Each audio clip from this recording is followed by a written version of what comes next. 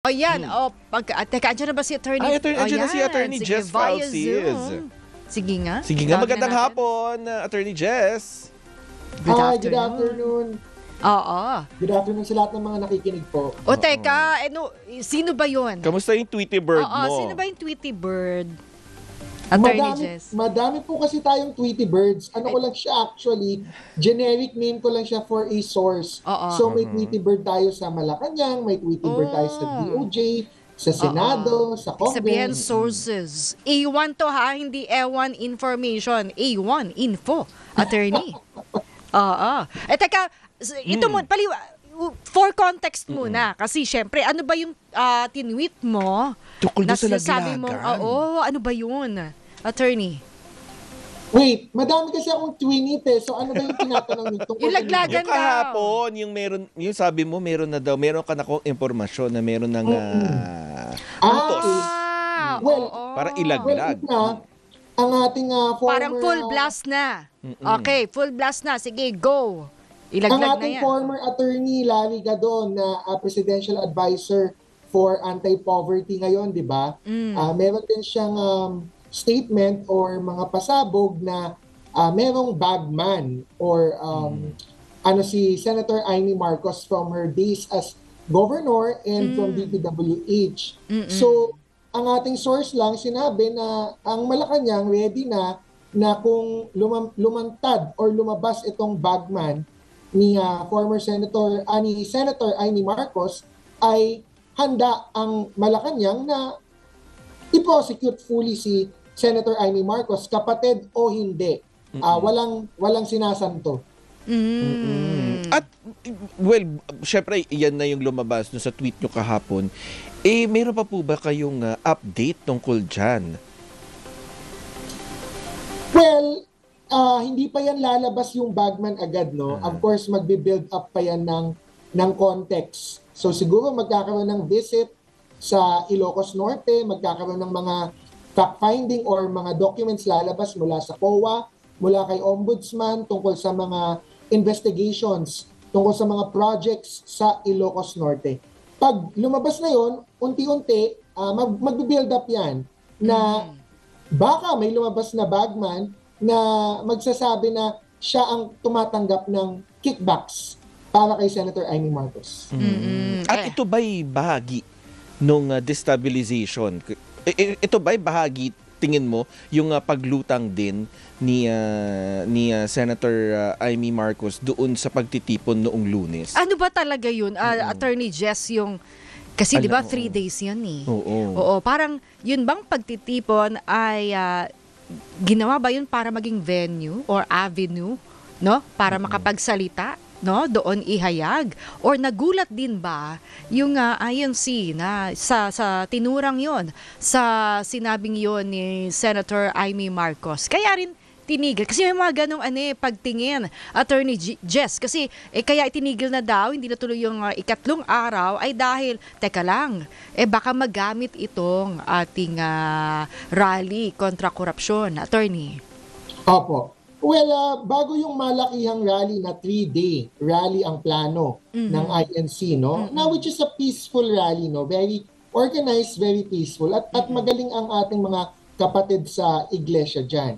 At sinusuporta natin ang kanilang karapatan. Pero ang problema kasi syempre merong mga sumusubok mag-exploit or mag-take advantage ng numbers na kayang ibigay ng INC, no? Of course, usually they can produce 1 million or more rallies or participants sa kanilang mga peace rally. We saw that in last January 13. Ngayong taon lang din, di ba? 2025. Pero outside of that kasi, syempre may mga forces or elements who will try or who tried to take advantage of that. But so far ngayon, no, doon muna tayo sa conclusion na ngayon, November 20 na tayo or November 19, wala namang nagbago. Walang regime change, walang armed components, walang ouster. So, hindi sila naging matagumpay sa kanilang plano. But that doesn't mean na walang naging mga plano or movements to try to escalate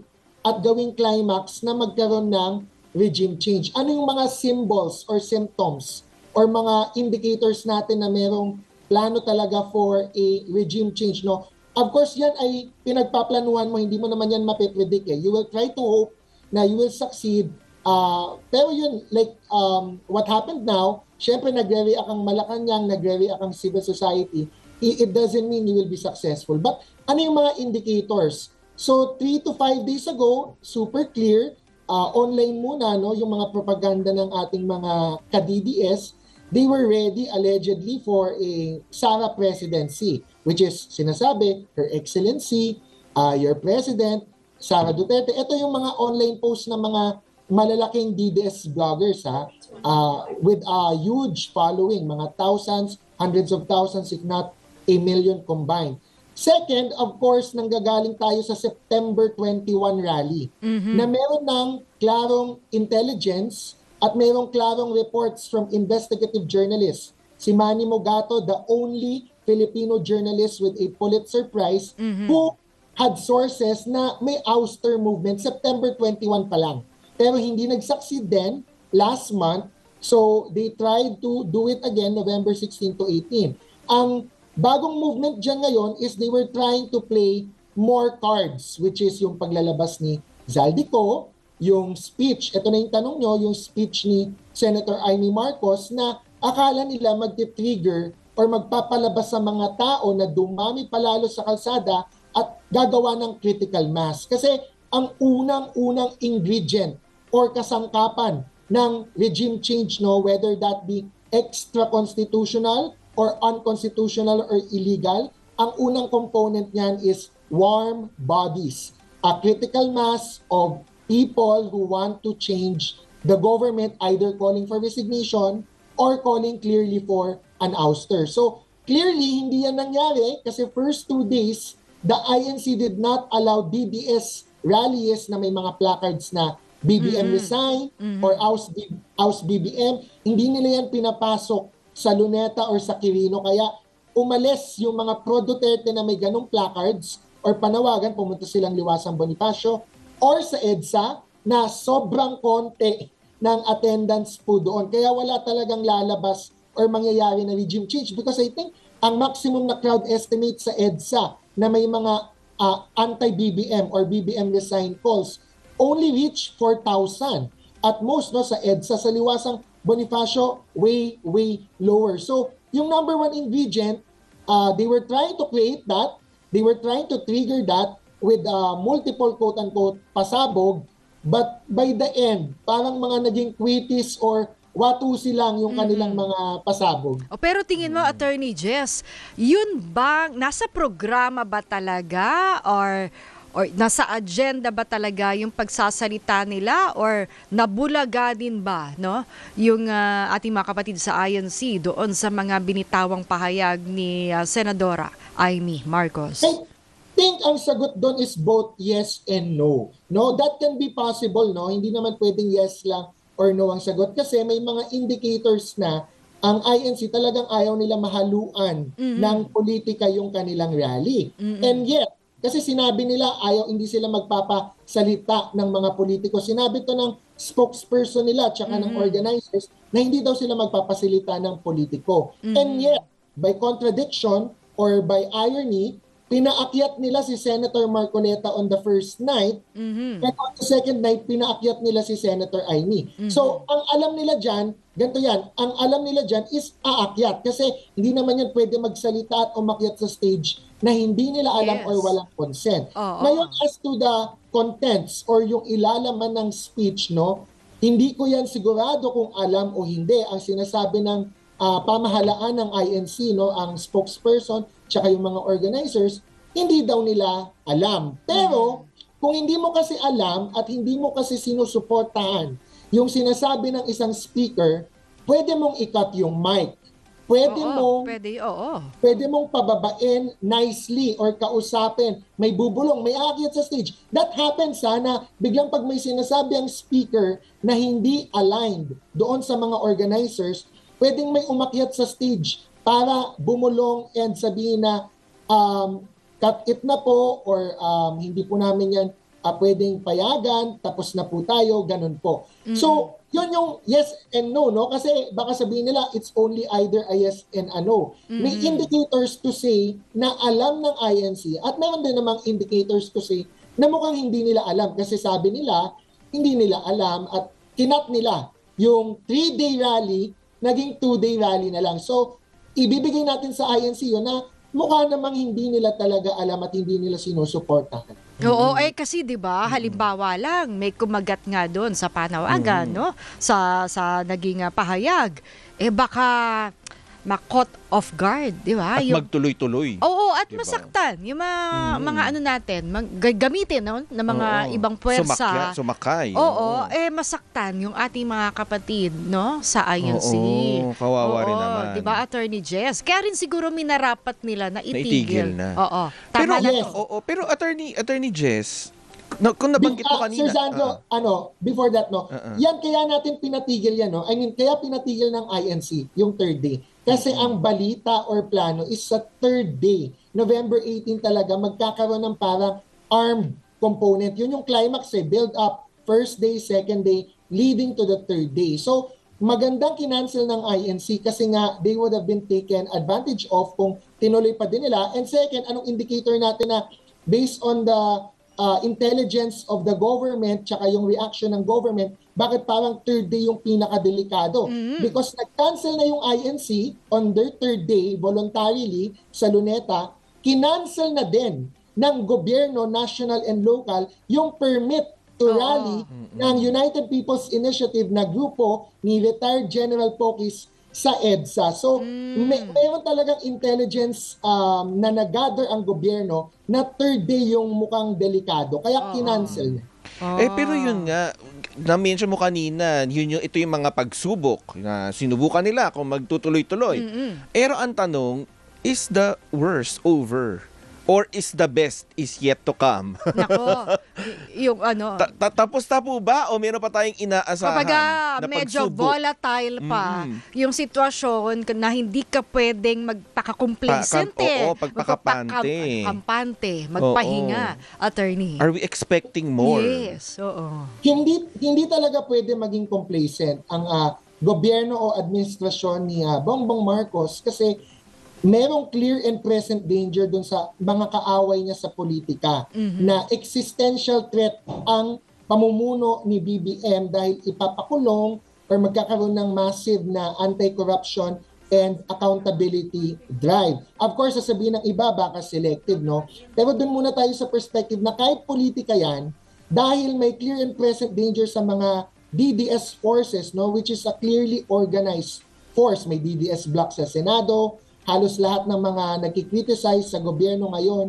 ay galing sa DDS forces, tuloy-tuloy yung pagdidestabilize nila in the hopes na maialis si Bongbong Marcos sa pwesto para hindi na ganon kasing clear and present yung danger sa mga kaalyado nila. Ngayon, hindi talaga nagpapaka-complacent naman ang gobyerno ni BBM kasi nakikita natin, no, from Ombudsman Boying Remulla to the ICI, to Secretary Vince Dizon, tuloy-tuloy ang kaso, tuloy-tuloy ang pananagot at yung mga warrants of arrest na hinahanap ng mas nakakaraming tao kaysa dun sa mga destabilizers. No? Kasi ang panawagan talaga ngayon, including INC, no? Ang panawagan ng INC was not regime change. Ang panawagan ng INC was real accountability, ipakulong yung mga dapat ipakulong. At yun din yung panawagan sa November 30 na rally kasi baka yun yung iniisip, magkaka-destabilization din sa November 30 kasi malaki ang rally din yan, but not by the DDS forces, no? This is by the middle class, the civil society, the progressives, yung November 30. Ang panawagan talaga is magkaroon ng meaningful reform and meaningful accountability pag na-deliver yon. Pag nakita ng mga tao na mas nakakarami sa DDS na meron talagang mga mananagot para sa flood control scandal at iba pang malakihang korupsyon, maaapis mo. Yun kasi may galit ang tao, di ba? May galit ang taong bayan. Malawakan. DDS o hindi. Pinklawan, loyalista, ordinaryong tao, independent. Lahat tayo. Galit tayo sa korupsyon na sobrang malakihan. So, kailangan makita at mapakita ng gobyerno na merong katotohanan sa pananagutan. At yun yung makakapagpahupa sa destabilization elements. Kahit na merong mga gusto talagang magtangka nito, hindi nila yan makukuha kung wala yung sambayanan na magmamarcha na galit sa labas ng kalsada. Ay, Attorney Jess, bago ka namin pakawalan, baka naman pwede mo nang sabihin dito yung latest mula dyan sa mga Tweety Bird mo. Ano bang latest? May update. Well, ang aabangan natin, no, syempre yung tuloy-tuluyan na pagkakaso at pananagot. Ang meron dito ay parang 3 o 4 na senador, makakasuhan yan sa Sandigan Bayan at magkakaroon ng mga non-bailable na kaso na may warrants of arrest by November 25 to December 15. Yan yung period, hindi yan eksakto na kung November 25 o ano. Basta gitna ng November 25 to December 15, may mga lalabas na warrants of arrest. Maliban dyan, hindi natin pwede tingnan lang ang mga senador.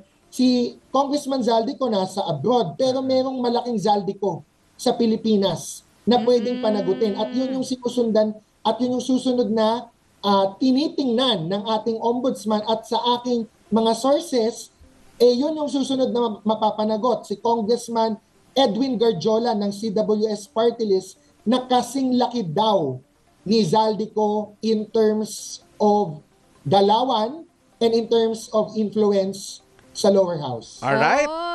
Oo. Sige, hindi na tayo magtatanong na detalye. Hintayin natin ang mga susunod na kabanata. Maraming salamat po, Attorney Jess Falsis.